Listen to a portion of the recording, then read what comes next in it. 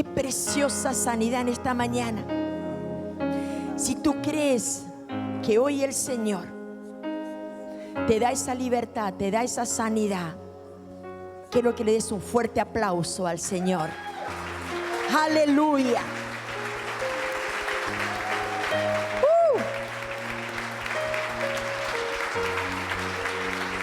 Porque se recibe por fe. Se recibe por fe.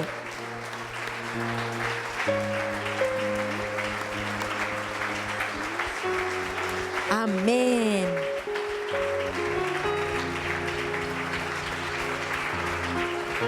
Esto es el comienzo de lo que Dios hará en tu vida. Si tienes fe, llegarás a todo lo que Dios ya tiene preparado para tu vida. No lo limites a Dios. Aleluya. Amén. Pueden tomar sus asientos.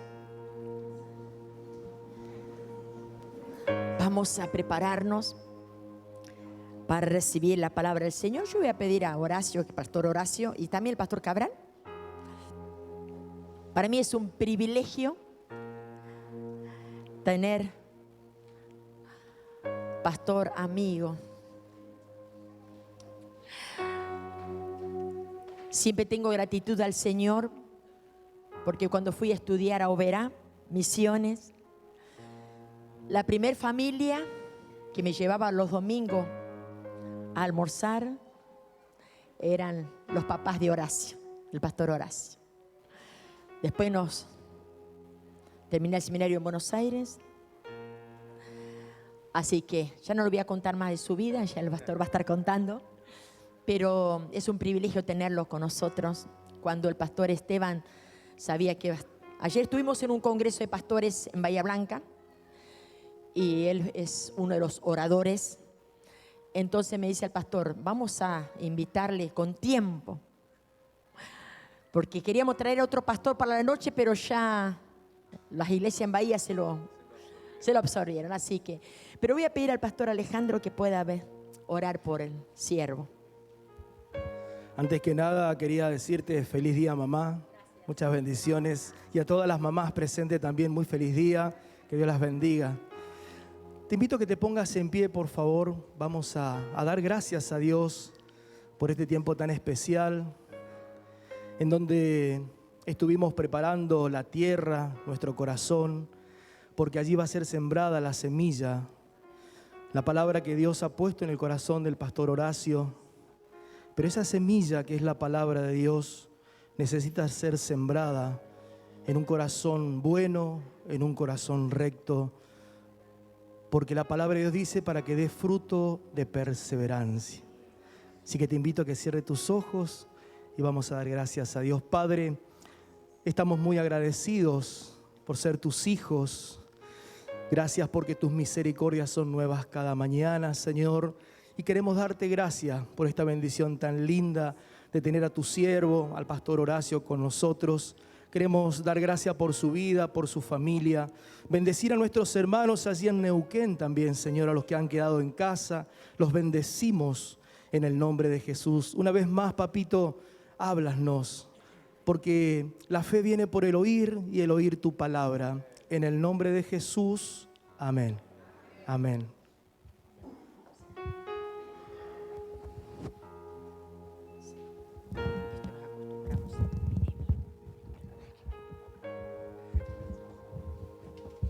Muchas gracias. Bueno, tomen asiento. La verdad, este púlpito está a la altura del pastor Esteban.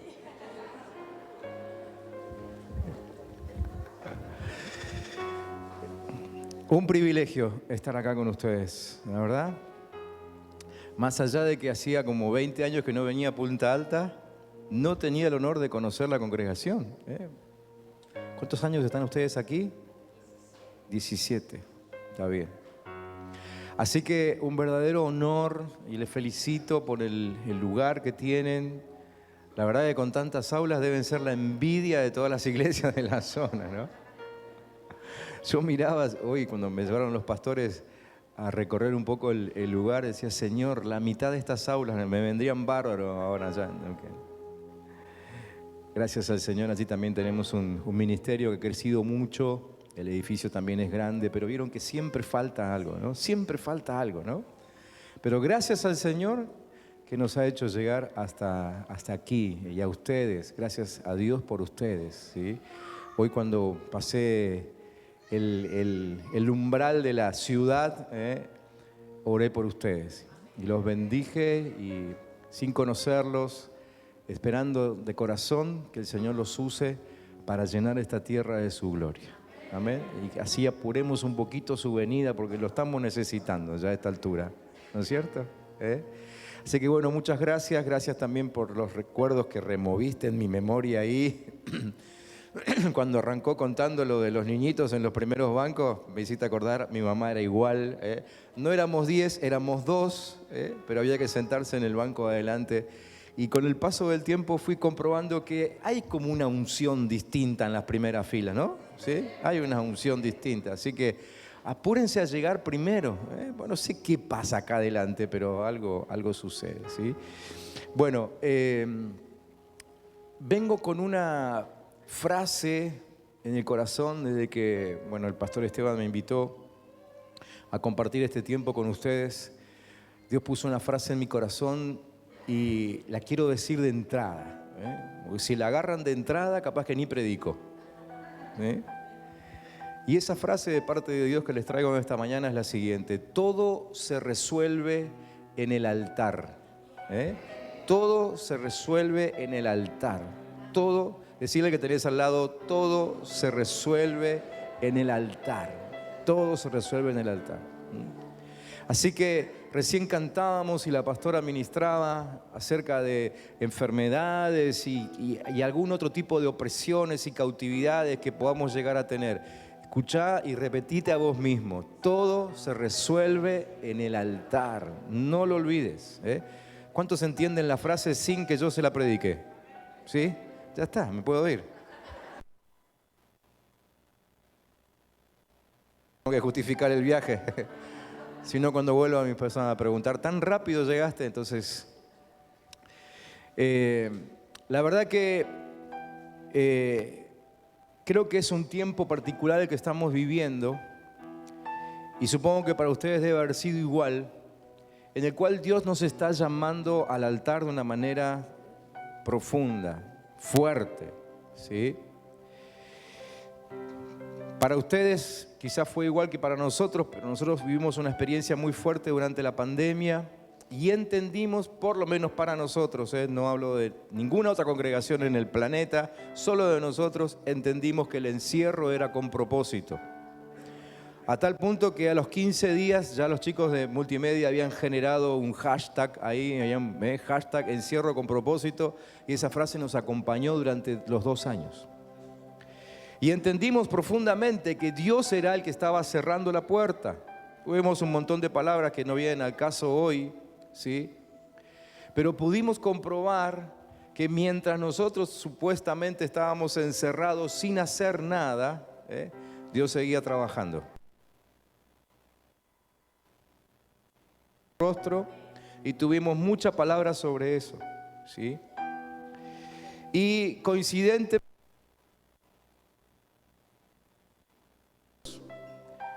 durante la pandemia, históricamente, fue el año que nuestra congregación más creció.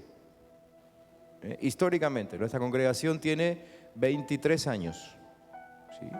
Y en los 23 años, el año que más creció fue el primer año de pandemia. Mientras nosotros supuestamente estábamos sin hacer nada. En realidad no estábamos sin hacer nada, somos bastante inquietos, y es bastante complicado frenarnos. Así que salimos antes que el gobierno a las calles, un montón de cosas, ¿no? Pero la verdad es que entendimos que Dios nos quería mucho tiempo orando y manteniendo el altar encendido en casa, ¿sí? Y después que salimos de la pandemia y bueno, todo volvió casi a la normalidad, yo volví otra vez a viajar y demás, fui viendo esto, ¿no? Que en los distintos lugares, en las distintas congregaciones, el llamado de Dios había sido el mismo, ¿no? Un llamado de Dios a volver a estar frente al altar con Él, ¿no? Un llamado de restaurar el altar. Y entonces cuando oraba por ustedes, Dios recordó en mi corazón la historia del profeta Elías restaurando el altar allí delante del pueblo, de todo el pueblo, incluyendo a esos profetas falsos. Ustedes recuerdan la historia, pero por las dudas la vamos a repasar, porque tiene algunos detalles interesantes. En el primer libro de Reyes, capítulo 18, ¿sí? Más tarde dice el versículo 1 que durante el tercer año de la sequía, el Señor dijo a Elías: preséntate ante el rey Acab y dile que pronto enviaré lluvia. Entonces Elías fue a ver al rey Acab. Mientras tanto, el hambre se hizo muy intensa en Samaria. Esta mañana temprano repasaba este pasaje y recién ahí caí en cuenta que nosotros estamos por entrar en el tercer año de la supuesta crisis que comenzó con el inicio de la pandemia. No sé si eso era profético, qué sé yo. La profeta acá, la pastora Ruth, yo no.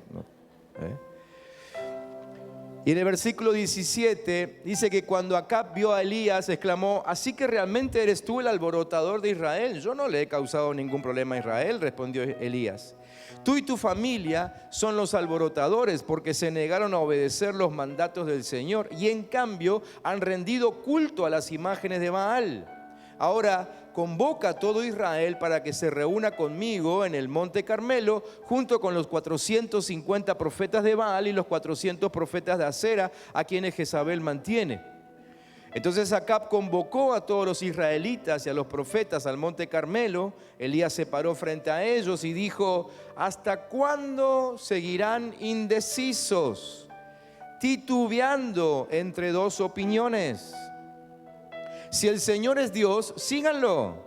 Pero si Baal es el verdadero Dios, entonces síganlo a él. Sin embargo, la gente se mantenía en absoluto silencio. Entonces Elías le dijo: yo soy el único profeta del Señor que queda, pero Baal tiene 450 profetas. Ahora traigan 2 toros. Los profetas de Baal pueden escoger el toro que quieran. Luego lo cortan en pedazos y lo pongan sobre la leña de su altar, pero sin prenderle fuego. Yo prepararé el otro toro y lo pondré sobre la leña del altar y tampoco le prenderé fuego. Después invoquen ustedes el nombre de su Dios y yo invocaré el nombre del Señor. El Dios que responda enviando fuego sobre la madera, ese es el Dios verdadero. Y toda la gente estuvo de acuerdo. Así que Elías dijo a los profetas de Baal: empiecen ustedes, porque son muchos, escojan uno de los toros, prepárenlo, invoquen el nombre de su Dios, pero no le prendan fuego a la leña. Entonces ellos prepararon uno de los toros y lo pusieron sobre el altar. Después invocaron el nombre de Baal desde la mañana hasta el mediodía, gritando: oh Baal, respóndenos. Pero no hubo respuesta alguna. Entonces se pusieron a bailar, rengueando alrededor del altar que habían hecho. Cerca del mediodía Elías comenzó a burlarse de ellos. Tendrán que gritar más fuerte, les decía. Sin duda que es Dios, pero tal vez está soñando despierto, quizás esté haciendo sus necesidades. Seguramente salió de viaje o se quedó dormido, necesita que alguien lo despierte. Así que ellos gritaron más fuerte y, como acostumbraban a hacer, se cortaron con cuchillos y espadas hasta quedar bañados en sangre. Gritaron disparates toda la tarde hasta la hora del sacrificio vespertino, pero aún no había respuesta, ni siquiera se oía un solo sonido. Entonces Elías llamó. Mientras él reparaba,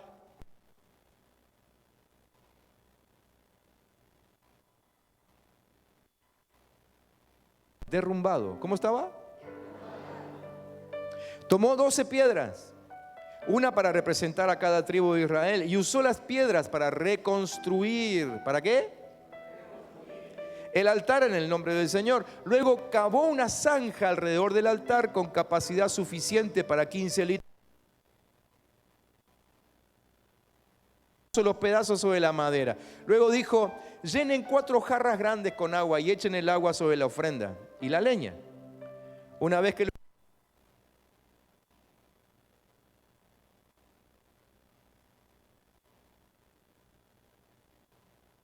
con madera mojada. Yo nunca lo hice, no llegué a hacerlo, no conseguí hacerlo, ¿no? Así que hicieron lo que les dijo y el agua corría alrededor del altar, tanto que hasta colmó la zanja. A la hora que solía hacerse el sacrificio vespertino, el profeta Elías caminó hacia el altar y oró: oh Señor, Dios de Abraham, de Isaac y de Jacob, demuestra hoy que tú eres Dios en Israel y la lluvia que se acerca. Israel estaba viviendo una de las mayores crisis, ¿sí? 3 años de sequía para ellos será demasiado tiempo. Recuerden que no estamos hablando de 3 años de sequía en la provincia de Buenos Aires, donde hasta que se seque un arroyo quizás pase 1 o 2 años. Estamos hablando de un territorio que ya de por sí es seco, ¿sí? Una semana de sequía para ellos era el fin de cualquier riachuelo que pudiesen tener ahí. Y llevaban ya 3 años, ¿sí? 3 años, mayor crisis quizás de ellos. 3 años y medio que no llovía. La gente estaba desesperada por el hambre, pero Israel se había alejado de Dios. Ahora la lluvia llegaba, ¿sí? Dios había anunciado que la lluvia venía en camino, pero antes de que la lluvia venga hay que hacer algunos ajustes, ¿sí? Si estás tomando nota, anota esta frase: antes de que la lluvia venga hay que hacer algunos ajustes. Antes de que venga la bendición de Dios hay que ajustar algunas cosas en casa, hay que ajustar algunas cosas en nuestras vidas, ¿sí? Probablemente haya que ajustar algunas cosas en la vida congregacional, ¿sí? Pero antes de que la lluvia venga hay que hacer ajustes. Entonces Elías convocó a todo el pueblo y los llevó, ¿a dónde? Los llevó a ver el altar. Era evidente que ese lugar antiguamente lo habían usado para ofrendar al Dios verdadero. Porque dice la historia que había un altar destruido, pero había un altar ahí, y ahí los llevó Elías. El hombre de Dios los confrontó con el estado del altar. Yo creo que fue absolutamente a propósito, ¿no? Sin decir nada, creo que todo el mundo se dio cuenta de que ahí había todavía un montón de piedras que les recordaba que en ese lugar habían adorado a un Dios diferente al que estaban adorando en este momento. Elías los llevó ahí, los convocó ahí frente al altar, y no solamente los llevó para adorar a Dios, sino para que vean el estado del altar y restaurar el verdadero culto.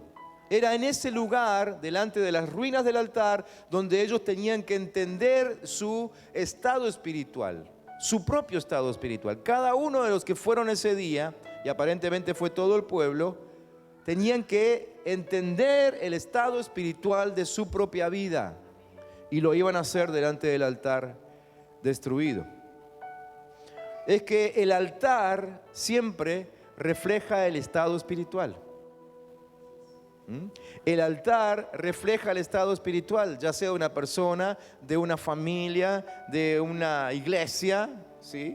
El altar refleja el estado espiritual. El altar es el lugar por excelencia donde una persona se encuentra con su Dios, con el Dios que tenga, ¿sí? El lugar de encuentro con su Dios, ese lugar se llama altar. Aunque no sea un altar como aparece en la foto, o algún otro altar que ustedes hayan visto, sino que espiritualmente hablando, el lugar del encuentro con tu Dios se llama altar, ¿sí? Porque ahí es donde le rendís sacrificio. Y el altar, entonces, destruido el altar a Dios, el lugar donde se habían encontrado con Dios, ahora estaba mostrando que no había relación con Dios porque estaba destruido. Cuando un altar está destruido, está mostrando que ya no hay afinidad con el Dios a quien se adoraba en ese lugar, ¿sí? Y eso es lo que Elías estaba tratando de que vean. Cuando hay un altar al verdadero Dios que está destruido, con seguridad hay otro altar que está bien levantado.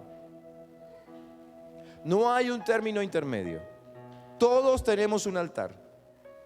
En algún lugar, en algún punto, todos nos encontramos con el Dios al que adoramos. Y si el altar para Dios, que es nuestro lugar de encuentro con el verdadero Dios, está destruido, con seguridad hay otro altar que está levantado, ¿sí? De hecho lo vemos en la historia, porque ustedes fíjense que Elías le dijo, comiencen ustedes, y ellos arrancaron de una, empezaron enseguida, no tuvieron que levantar el altar como sí tuvo que hacer Elías. Y ese detalle no es menor, porque evidentemente el altar a los profetas, a los dioses falsos, estaba en uso, ¿sí? Estaba levantado, lo estaban usando habitualmente. Por eso no hubo que reconstruirlo. Entonces aquí se confirma esto que les digo. Cuando el altar a Dios está destruido, con seguridad hay otro altar. Si alguien te dice por ahí, bueno, no, yo no voy más a la iglesia, pero en realidad no voy a ningún lado. La verdad que yo no tengo ningún Dios. Mentira. Todos tienen un Dios a quien adoran. Y si el altar a Dios está destruido, hay otro altar que está levantado. Lamentablemente hoy miramos a nuestro alrededor y vemos que los altares que debieran estar construidos para Dios están en un estado mediocre, ¿sí? No hablo por ustedes porque no los conozco. Ustedes serán los que juzguen su tierra, ¿sí?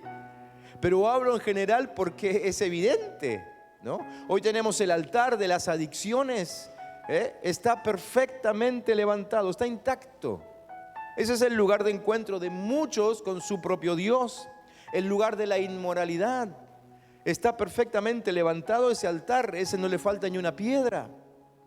El altar de la corrupción. Todos los días hay gente que va a adorar ahí. Inclusive gente que va a adorar a ese altar después de haber estado en un culto como este. ¿Sí? Porque si alguno viene a adorar a Dios aquí, o supuestamente viene a un culto en este lugar donde se adora a Dios, pero el lunes siguiente declara con su boca, por ejemplo, yo jamás le voy a dar un peso en los impuestos a este gobierno. ¿Te gusta o no te gusta el gobierno? ¿Te gusta o no te gusta el impuesto? Esa persona está adorando a un Dios que se llama corrupción.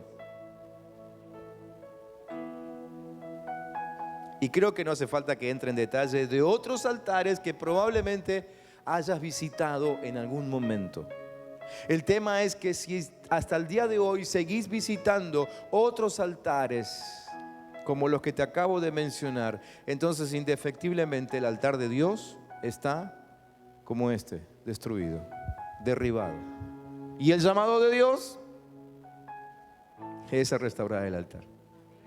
El altar del culto, el altar de la muerte, el altar de la muerte, hermanos, ese está pero intacto. Y creo que durante la pandemia lo pudimos ver tangiblemente. Cuánta gente dijo, me muero.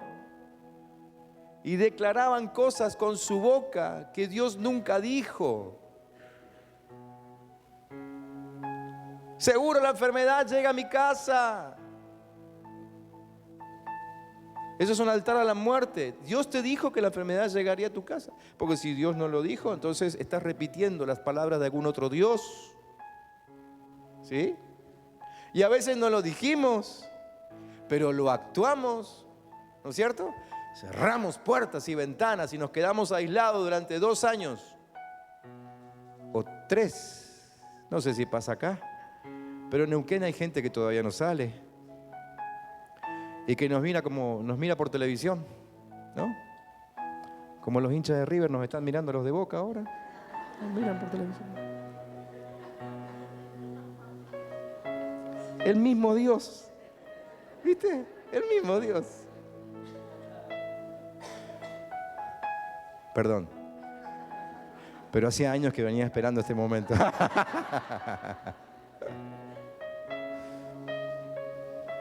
Hermanos, ¿estamos entendiendo esto, sí? Entonces, cuando nosotros soltamos palabras por nuestra boca o actuamos de una manera en la que Dios nunca dijo, ¿sí? Estamos adorando otro Dios, estamos teniendo otro altar en casa. Si Dios no dijo que te vas a morir, si Dios no dijo que te vas a enfermar, al contrario, su palabra habla de vida, su palabra habla de salud.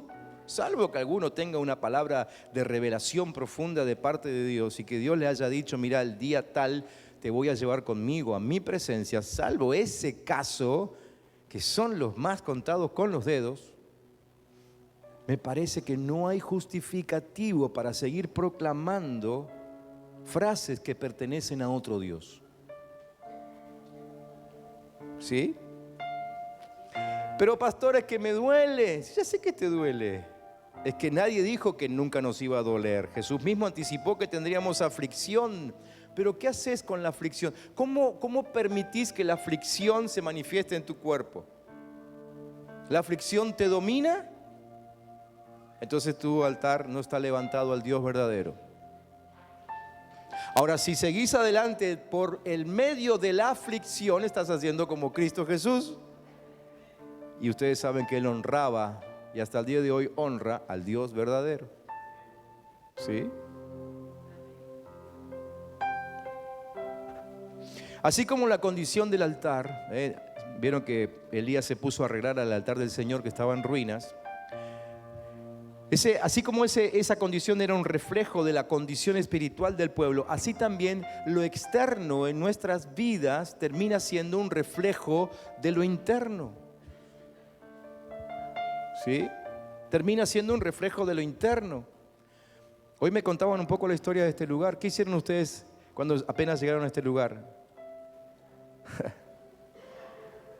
Ustedes sabían perfectamente que como estaba este lugar cuando llegaron, no se podía adorar a Dios aquí, no solamente por la incomodidad, sino porque además no transmitiría la realidad de un Dios de vida, ¿sí? Y además un Dios de riqueza y un Dios de prosperidad, al cual ustedes seguramente ya estaban predicando. Porque lo externo habla de lo interno, ¿sí? Lo externo habla de lo interno. Tu cuerpo físicamente aún habla de lo que está pasando adentro. Si tu cuerpo está abandonado, no quiero que te ofendas, pero es la verdad. Si tu cuerpo está abandonado es porque el interior también está abandonado. El altar interno está abandonado. Elías quería que ellos vean eso, ¿sí? Y que se den cuenta que así como estaba ese altar, así estaba su condición espiritual. Elías simplemente se estaba adelantando a una verdad, a un principio que Jesús enseñaría mucho tiempo después, cuando dijo: donde esté tu tesoro, allí estará tu corazón. ¿Sí? Es exactamente así como funciona. Es como decir: donde esté nuestro Dios, allí estará nuestro altar. Y ese es el altar que se verá en mejores condiciones. ¿Sí?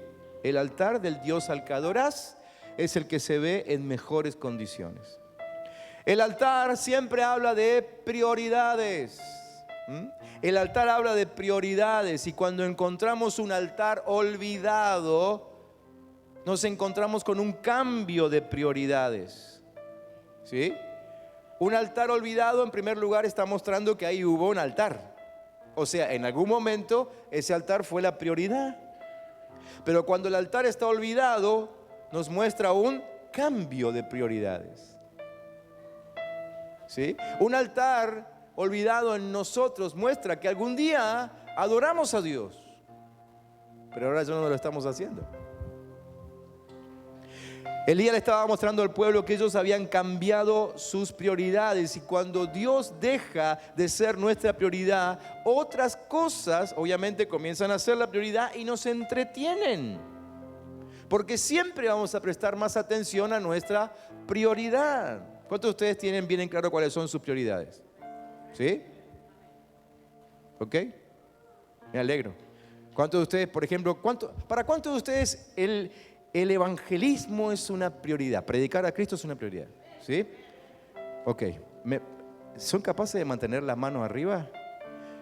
Yo estoy casi seguro que después de esto no me invitan más, pero así que no me van a ver más. Pueden mantener la mano arriba. Yo no los voy a ver más a ustedes. ¿Sí? Muy bien. Predicar a Cristo es una prioridad. ¿Sí? Pueden hacer un rápido repaso mental de la última semana. La última semana, que comenzó el domingo pasado. ¿Sí?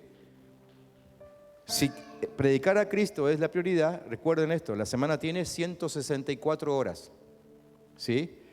Deberíamos estar predicando por lo menos más del 50%. ¿Alguno de ustedes se pasó predicando 82 horas?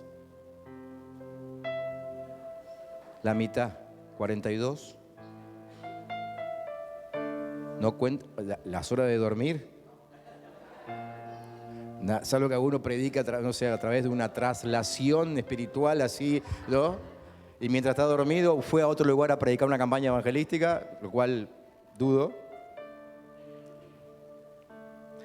Hermanos, nosotros tenemos la idea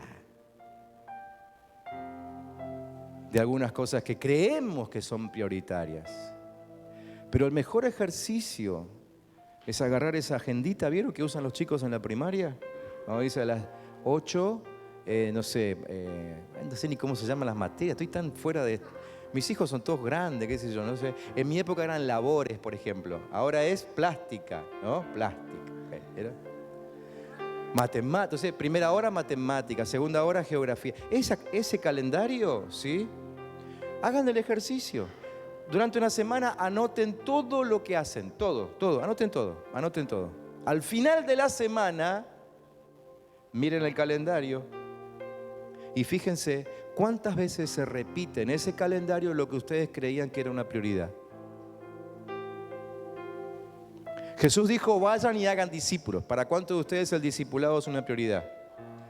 Miren el calendario, cuánto tiempo le dedican al discipulado. Al de ustedes y a discipular a otros, porque la orden es para todos, no es para los pastores nada más. Cuando nos encontramos con un cambio de prioridad, además pueden hacer el ejercicio al revés, ¿no? No busquen esta prioridad, pues ya saben que no la van a encontrar. Pero fíjense cuáles son las actividades que más se repiten, porque esas son las prioridades. Y uno dice, bueno, pastor, pero tengo que trabajar. Es perfecto, ningún problema. ¿Es necesario que trabajes tanto? Hay 1000 preguntas que te puedes hacer. ¿Hace falta que te quedes fuera de hora? Y sí, porque la plata no alcanza. Y viste que la Biblia habla acerca de cómo tiene que alcanzar la plata. Vieron que hay principios para que la plata alcance, ¿no? Uno de ellos es levantarse temprano. Todos me iban a decir el diezmo, ¿no es cierto? Arrancá con levantarte temprano. Porque el Proverbios dice eso, ¿no? Y salí a trabajar, en segundo lugar, ¿sí? Y tercero, confía en que el Señor te sostiene. Y en todo caso, si querés, para que no duela tanto, en cuarto lugar, dale a Él lo que le corresponde, el diezmo, la ofrenda, todo es de Él. Todo es de Él, ¿sí? Todo es de Él. Él nos permite hacer algunos negocios con el 90% restante. Pero si todo es de Él, podríamos bien hacer negocios con el 80% o con el 70%. ¿Alguien se anima a vivir con el 50%? ¿Cuántos de ustedes se lavan los dientes con Colgate? ¿Se lavan los dientes con Colgate? No, con Colgate. ¿Por qué Colgate? Porque el dueño de Colgate decidió que él puede vivir con el 10% y darle el 90% a Dios. ¿Por qué creen que Colgate está en todo el mundo? Él vive con el 10%. Invirtió la fórmula. ¿Se puede o no se puede? No me digan que sí hasta que no prueben. La próxima vez que vengo me dicen si funcionó. Si no me invitan sabré que no le funcionó.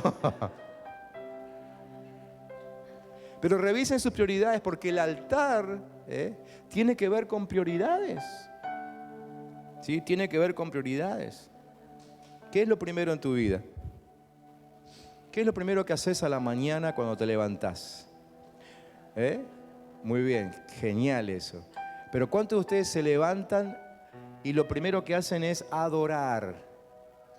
Porque si lo primero que haces es bajar el pie así de la cama y decir, Señor, por favor, ayúdame en el día de hoy porque sin vos no puedo. Eso es casi fetichismo. No está mal pedir, Pero si Dios es nuestra prioridad, lo primero que hacemos cuando bajamos el pie es adorar. Gracias, Señor, por la vida. Gracias porque este día debe ser genial porque lo hiciste con tus dedos. Señor, gracias porque tengo a mi lado a esta persona. Roncó toda la noche, pero gracias por tenerla.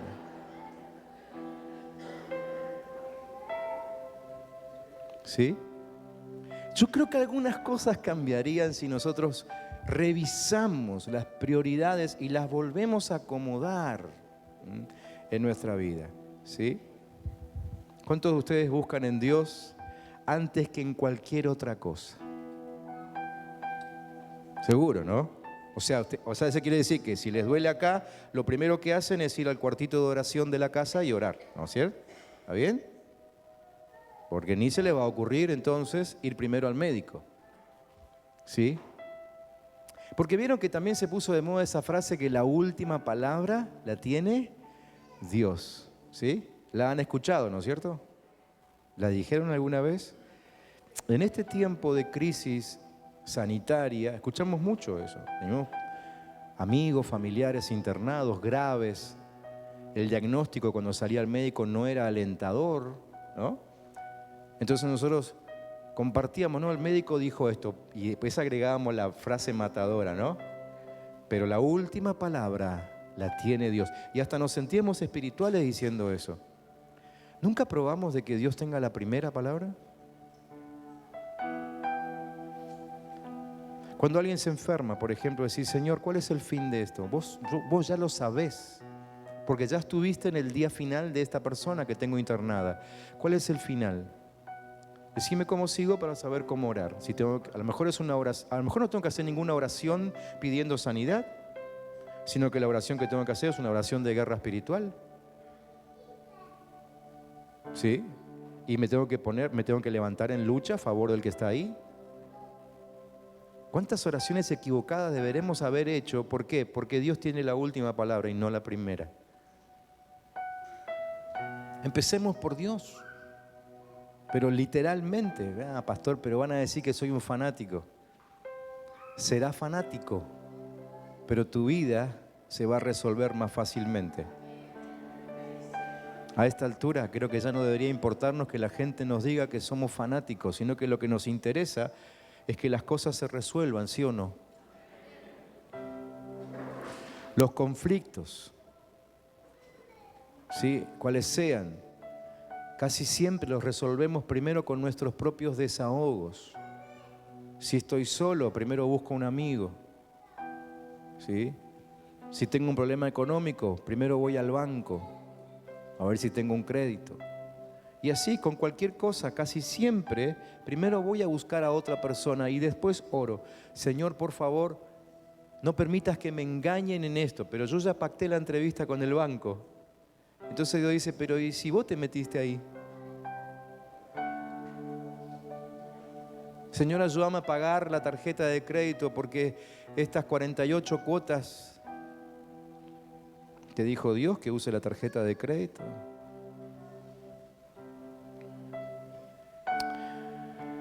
¿Saben cuántas veces? Creo que acá también debe pasar lo mismo, ¿no? A nosotros nos pasa mucho eso que viene gente diciendo, pastor, ¿puedo orar por esto que me está pasando? Y uno dice, mira, justo el miércoles en la reunión de oración estuvimos orando por eso, pero no te vi.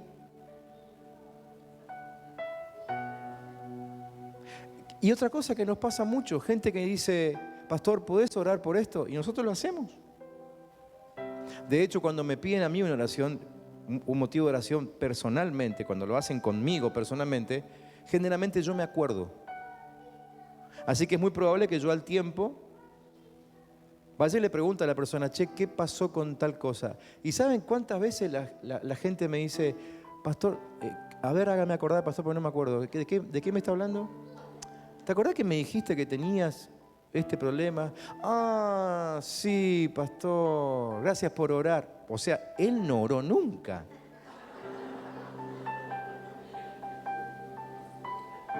Es más fácil. Si para eso están los pastores, para orar todo el día no tienen nada que hacer, ¿no? Ustedes no hacen nada, ¿no? Orar a la gente.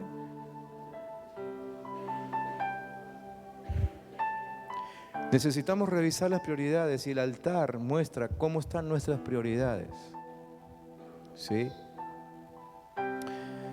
Tomando Elías 12 piedras, comenzó a reconstruir el altar, dice el versículo 31. ¿Cuándo se cayeron las piedras? Las piedras comenzaron a caerse con el paso del tiempo, con la lluvia, con el viento, ¿sí? Recordemos que lluvia, viento, ¿no? Son todos símbolos de crisis. ¿Se acuerdan de Mateo 7 cuando Jesús contó la historia de las dos casas, ¿no? Bueno, lluvia, viento, Son símbolos de crisis en esa historia, ¿no? Entonces, las crisis van pasando por nuestras vidas y van volteando piedras. ¿Qué piedras? Las piedras de nuestras convicciones. ¿Sí? Nuestras convicciones. Porque vos tenías la convicción de que Dios sana a todos y el día que no te sanó, esa piedra se cayó. Hubo una crisis que te hizo entender, te hizo pensar, te hizo creer que ya Dios no te está mirando. Ese día se cayó una piedra. Y el día que te quedaste sin trabajo dijiste, no importa, seguro mañana Dios me da otro. Y no te dio otro trabajo al día siguiente. Algo pasó en el medio. O quizás no buscaste en el lugar correcto. O quizás Dios tenía un trabajo, pero vos agarraste para otro lado. ¿Sí? Entonces no se cumplió tu expectativa. Y ese día se cayó otra piedra. Y hablando de expectativas, nosotros muchas veces nos fabricamos expectativas.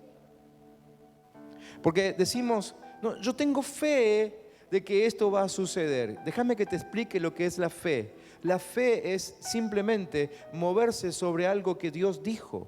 Si Dios no dijo, no es fe. ¿Sí? Pongamos mucha silla, pastor. Yo tengo fe de que va a venir mucha gente hoy. Después te queda la mitad de la silla vacía, ¿no es cierto? ¿Qué pasó? Y lo que pasó es que no teníamos fe, teníamos expectativa, que no está mal. Teníamos, hasta le podemos llamar esperanza. Teníamos el sueño, teníamos el anhelo. Pero nunca se llamará fe a menos que Dios te lo dijo. Entonces yo muchas veces creo que Dios me está indicando ir para tal lugar o hacer tal cosa o decir tal otra, y Dios nunca habló. Y Dios no se hace responsable de cumplir lo que Él nunca dijo, aunque vos te quedes con la expectativa. ¿Me entienden? Entonces, de esa manera, nuestras convicciones, que pueden estar bien o pueden estar mal, pues están erradas o acertadas, se van cayendo con el tiempo, vamos perdiendo, ¿sí? Porque las convicciones son las piedras que sustentan el altar, ¿sí? ¿Ok? La vida devocional, por ejemplo, se edifica sobre convicciones. Yo tengo una convicción de que Dios debe ser adorado, por eso hago mi devocional. Yo tengo la convicción de que Dios tiene una palabra fresca para mí hoy, por eso hago mi devocional. Si yo no tengo esa convicción, no hago el devocional, el altar se cae. ¿Sí? La vida de fe se edifica sobre convicciones. De otra manera, la fe no tiene de dónde agarrarse. Si no estás seguro de que Dios es todopoderoso, entonces nunca lo vas a poder creer. Si no estás seguro del amor de Dios, nunca lo vas a poder experimentar. Si no estás seguro de su dirección sobre tu vida, nunca tendrás una visión del cielo. Si no estás convencido de la omnipotencia de Dios, de la omnipresencia de Dios, nunca vas a poder vencer tus pecados, por ejemplo. ¿Sí? ¿Te doy un secreto para vencer tus pecados? Recordá que Dios está en todos lados, todo el tiempo, y que siempre te ve. Porque vieron que nuestros pecados generalmente los practicamos cuando creemos que nadie nos ve. Bueno, si tenés en cuenta, si tenés la firme convicción de que Dios es omnipresente, que está con vos en todo momento, día, noche, lugar grande, lugar cerrado, lugar abierto, ¿sí? Entonces te va a ser mucho más difícil pecar. Ahora, si esas convicciones no están firmes, entonces no habrá altar para adorar a Dios. La vida espiritual se desmorona cuando abandonamos nuestras convicciones, ¿sí? Cuando, por ejemplo, yo digo, Dios es lo primero en mi vida, pero ese día, cuando me levanté, no adoré a Dios primero, salí corriendo, renegando con el tránsito, ¿sí? Odiando a mi jefe que me hizo ir media hora antes, peleándome con mis compañeros, ¿no? Si Dios no es primero, las convicciones se van desmoronando y el altar también. La dejadez. Voy todos los domingos a culto, que falte un domingo, ¿no? Voy todas las semanas a la célula, que no vaya esta semana. Fui a todos los retiros, lo voy a dejar pasar. ¿Y si justo en ese retiro Dios te quería sanar? ¿Y si justo ahí te quería hablar? Ese es el verdadero significado de sentarse en la primera fila. No es la cuestión física, es la cuestión de estar atento por si ese día Dios me quiere hablar, por si ese día Dios me quiere tocar. Y eso hace que mi convicción de que Dios es verdadero y de que Dios me ama y que Dios me está mirando y que Dios pensó en mí se mantiene firme, y eso hace que el altar se mantenga construido. Pero si a mí me da lo mismo sentarme adelante o atrás, venir un domingo o no venir, estar en el retiro o no estar en el retiro, entonces el altar se va desmoronando. Hermanos, yo sé que por ahí estoy siendo un poco duro, pero Elías no fue nada hablando cuando habló con los profetas de Baal y le cortó la cabeza. No estoy para eso acá. Pero a veces tenemos que ser confrontados fuertemente. Y voy terminando. El altar existe para recibir un sacrificio. Si no hay sacrificio, ¿para qué el altar? ¿No? Si no hay sacrificio, ¿para qué queremos el altar? Un altar abandonado es un altar que ya no tiene sacrificio. ¿No es cierto? Si se abandonó este altar del cual Elías habla, es porque ahí ya nos estaban ofreciendo sacrificios. ¿Sí? Donde no hay sacrificio, no hay altar. Dejar de rendirnos ante Dios es abandonar el altar.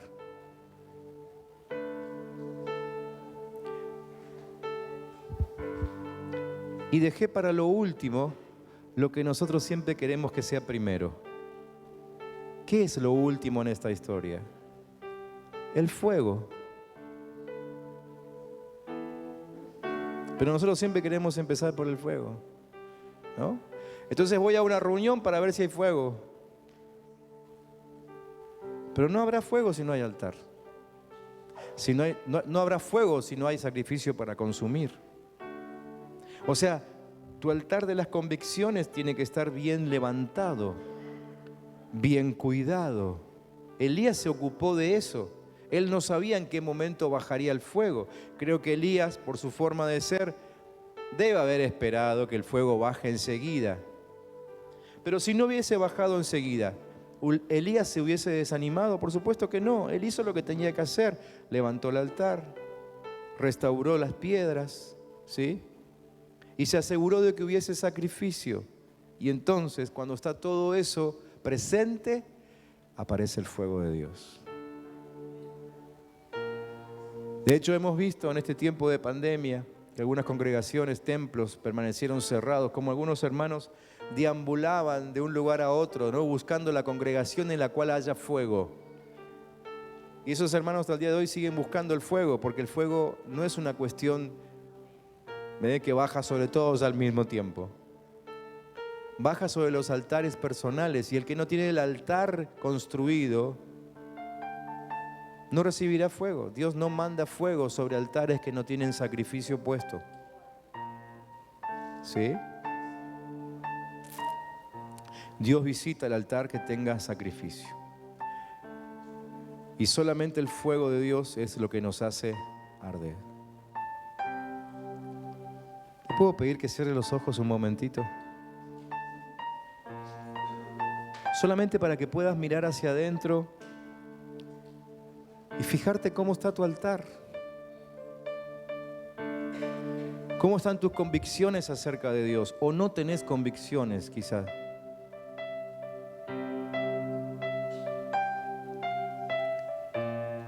Quizás no hace mucho que conociste a Dios. Entonces dirás, bueno, pero yo todavía no sé tanta Biblia. No importa la cantidad de Biblia que sepas. Lo que importa es que lo que ya hayas aprendido lo estés poniendo en práctica. Así sea un solo principio. No importa si hasta ahora aprendiste un solo texto de memoria, no importa, porque cuando llegues al cielo no te van a preguntar cuántos versículos aprendiste de memoria. Te van a preguntar si el que ya sabes lo pusiste en práctica. Y por ese texto de memoria, el único que te aprendiste, puesto en práctica, vas a ser recompensado. Porque si estás poniendo en práctica ese único texto que ya te sabes de memoria, estás ofreciendo un sacrificio en el altar sobre el cual va a caer el fuego.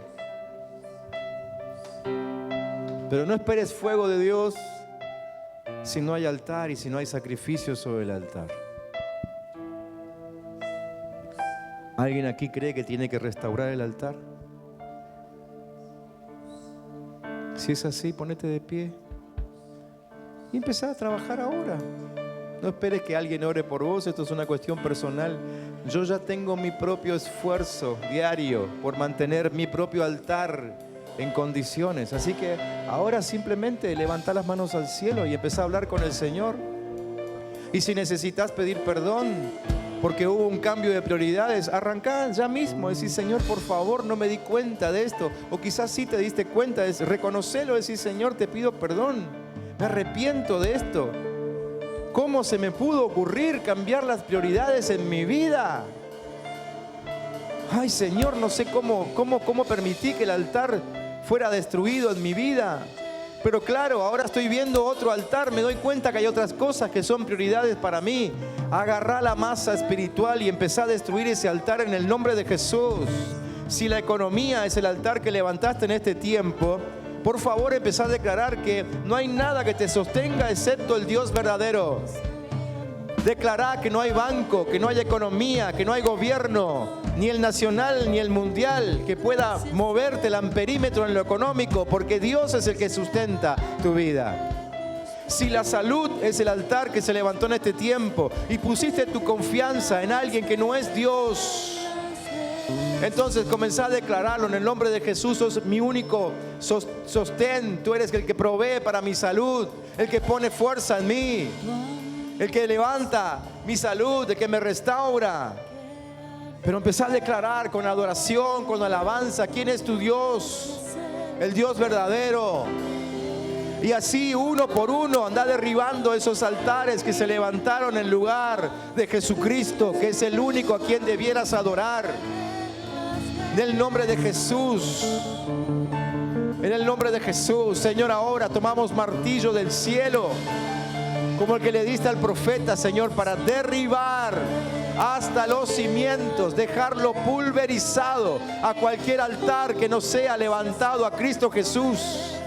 En el nombre de Cristo, hoy declaramos que el altar que levantamos en nuestra vida es el altar al verdadero Dios, al único Dios que existe, el cual maneja mi vida, el cual maneja mi historia, el cual maneja mi familia y aún la iglesia y a todo el mundo. El Dios que nunca perdió el control, el Dios que tiene poder sobrenatural y por sobre cualquier otro poder, el Dios que está en todos lados al mismo tiempo, el Dios que todo lo ve, el Dios que planificó para mí no solamente una vida abundante, sino una vida de propósito. Ese es el Dios al cual levantamos altar en esta hora, en el nombre de Cristo Jesús, en el nombre de Cristo Jesús, en el nombre de Cristo Jesús.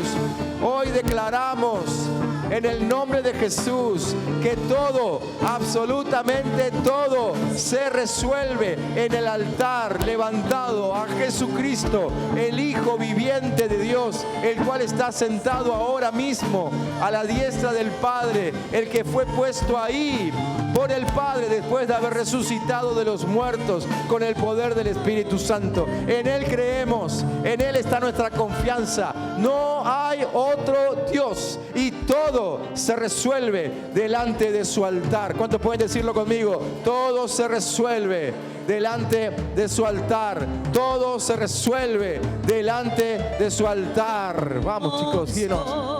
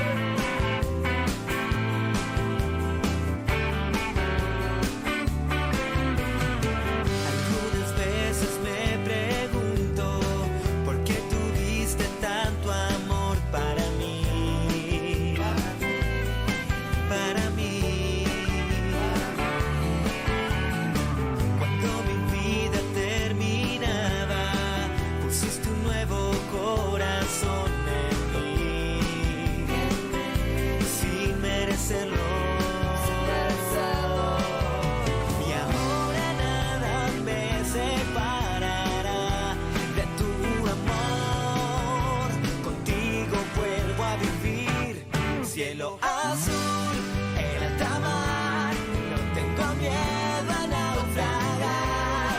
Con tu amor y tu mirar, dejo atrás la tempestad. Cielo azul, el alta mar, no tengo miedo a naufragar. Con tu amor y tu mirar, dejo atrás la tempestad.